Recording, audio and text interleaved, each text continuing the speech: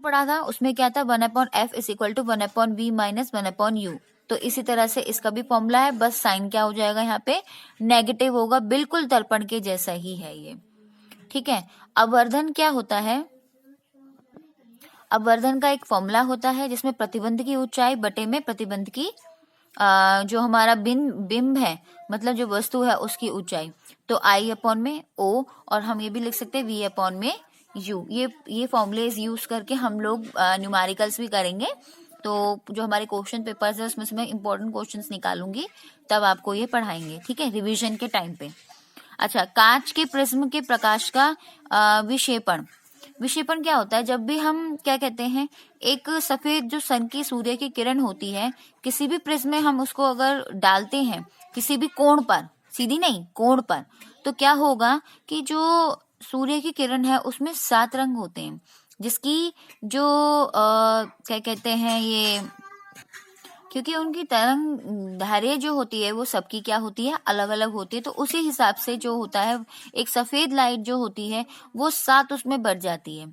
ठीक है, सबसे पहले जो न्यूनतम विचलन है, जिसका विचलन बहुत ही कम होता है, वो कौन सा है, लाल, और जिसका सबसे ज्यादा विचलन होता है वो क्या है, बैंगनी। ठीक है, तो इसको याद करने का है विबजियोर, वेब जियोर, इंग्लिश में इसको वॉयलेट बोलते हैं, बैंगनी। ठीक है, ये आसमानी हो गया, इंडिगो, ये नीला, ब्लू, ये हरा, ग्रीन, येलो, पीला, ऑरेंज, संतरी, और लाल, लाल मतलब रेड। ठीक है, तो क्या है कि लाल जो है सबसे कम विचलन होती है, और जो हमारा अधिकतम विचलन होता है वो क्या होता है, बैंगनी। ठीक है, अब आते हैं, जब किसी प्रिज्म से होकर श्वेत प्रकाश जो है अथवा सूर्य का जो प्रकाश अगर गुजरता है, तो वह अपने घटक रंगों में विभाजित हो जाता है, और यह घटना जो है उसको हम क्या बोलते हैं, विक्षेपण बोलते हैं, जिसको इंग्लिश में डिस्पर्जन कहते हैं, क्योंकि अलग अलग रंगों के प्रकाश के लिए प्रिज्म का अपवर्तनांक क्या होता है, सबका अलग अलग होता है। अपवर्तनांक क्या था हमारा, अब हमने पहले पढ़ा था आपका, जिसमें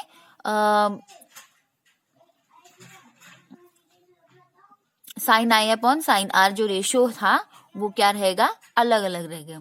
अच्छा, इंद्रधनुष कैसे बनता है, जब वायु में निलंबित पानी की बूंदें होती है, जब बारिश होती है तो उसमें क्या होता है कि हवा में कुछ नमी रहती है, पानी की बूंदें सी रहती है, उसमें क्या होता है, सूर्य का जो प्रकाश है वो उसके अंदर विक्षेपण हो जाता है, उसका विक्षेपण होने के कारण वो 7 अलग अलग रंगों में विसर्जित हो जाता है, मतलब 7 अलग अलग रंगों में हमें दिखाई देता है।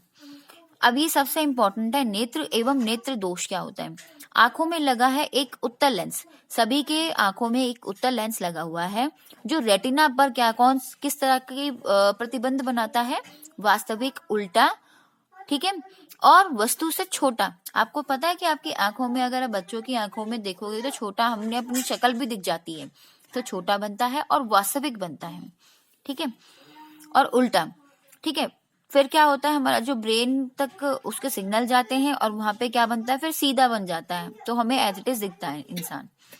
मानव नेत्र पीले हरे प्रकाश के लिए अत्यंत संवेदनशील होता है, मतलब पीला या हरे, उसमें अत्यंत इसकी तरंगदैर्घ्य क्या होती है, 5550, मतलब 5550 एंगस्ट्रॉम होती है।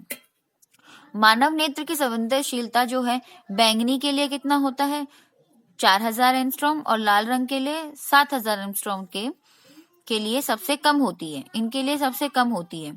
ठीक है, नेत्रों के लिए जो निकट बिंदु है, जो हम सबसे पास की जो चीजें बड़े आराम से देख सकते हैं, वो क्या है, 25 सेंटीमीटर है, और दूर की चीजें कैसे, कितने पे देख सकते हैं हम, अनंत पर देख सकते हैं। अगर इनमें से कम ज्यादा कुछ भी हो रहा हो तो हमारी आंखों में क्या है, फिर दोष है।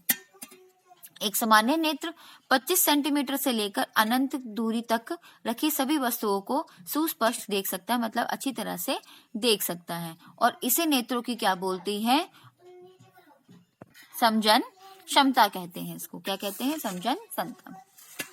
उसके बाद आता है दृष्टि दोष, मुख्यतः निम्नलिखित प्रकार से होती है। सबसे पहले आता है मायोपिया, मायोपिया जो है मेरे पास, निकट दृष्टि दोष कह सकते हैं।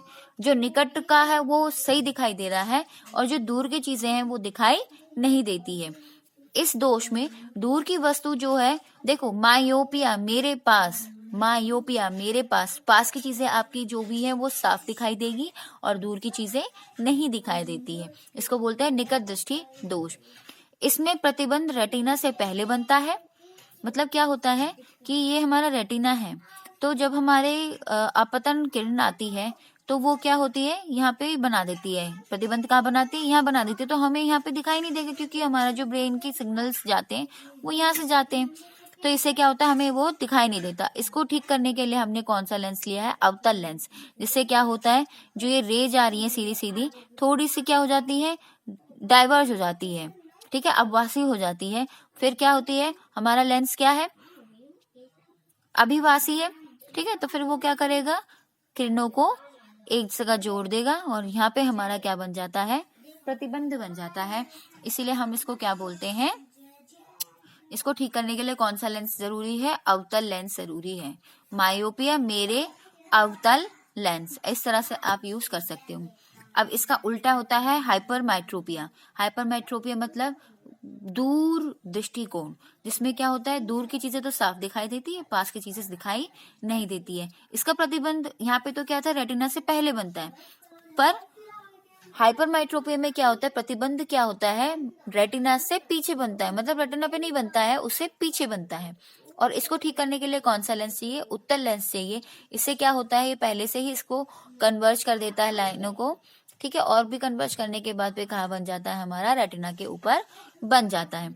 उसके बाद आता है प्रेस बायोपिया। प्रेस बायोपिया में क्या होता है, इस दोष में पास और दूर दोनों की चीजें दिखाई नहीं देती है, और ये ज्यादातर क्या होता है, बुढ़ापे में होता है। उसमें हमें दोनों ही प्रकार के अलग अलग चश्मे का उपयोग करना पड़ता है, ठीक है। इसीलिए यहाँ पे द्विफोकस लेंस का उपयोग कर सकते हैं। किसके लिए, प्रेस बायोपिया के लिए। यह ज्यादातर वृद्धावस्था में होती है बीमारी, क्योंकि बड़े बूढ़े जो हैं उनकी रेटिना के जो क्षमता होती है अपने आप को चेंज करने की, वो क्या हो जाती है, बहुत ही कम हो जाती है, और इसकी वजह से उनको प्रेसोपिया हो जाता है। और नेत्र की समजनक क्षमता जो होती है, मतलब जो अपने आप को चेंज कर सके, कम ज्यादा कर सके, छोटा बड़ा कर सके, लेंस जो हमारा अवतल है, उत्तल लेंस है, उसको कम ज्यादा कर सके, तो वो जो क्षमता होती है वो बहुत कम हो जाती है। फिर आता है एस्टिग्मेटिज्म। एस्टिग्मेटिज्म में क्या होता है, यह नेत्र लेंस की अपूर्ण गोलीय प्रकृति के कारण होता है। मतलब जो हमारा लेंस है आंखों का, वो ठीक ढंग से गोलाकार नहीं होता जिस तरह से हमारे नेत्र के लेंस होते हैं। तो नेत्र लेंस की फोकस दूरी जो है दो परस्पर लंबत दिशाओं में भिन्न होता है। मतलब एक दिशा में तो कुछ दिखाई दे रहा है और दूसरी दिशा में, मतलब एक साथ वो दो दिशाओं में देख सकता है। और उससे क्या होता है, उससे जो वस्तु है दो एक साथ नहीं दिखाई देती, उसको अलग अलग दिखाई देती है वस्तुएं। तो यह कैसे ठीक कर सकता है, बेलनाकार लेंस का इस्तेमाल करके उसको दूर किया जा सकता है। तो बेटा ये चैप्टर आपका पूरा कंप्लीट हो गया है, और मेन पॉइंट्स मैंने इसमें ही डाल दिए हैं। इन्हीं से क्वेश्चंस बनेंगे आपके, और इन पॉइंट्स को याद करने पे आप इसको पेपर में भी आराम से लिख सकते हो, ठीक है। इस वीडियो को जरूर देखना है और सब्सक्राइब जरूर कर लेना, जिससे कि अगर कोई नई वीडियो बनाती हूँ मैं तो आपको पता चल जाए कि मैंने अभी नई वीडियो बनाई है। धन्यवाद।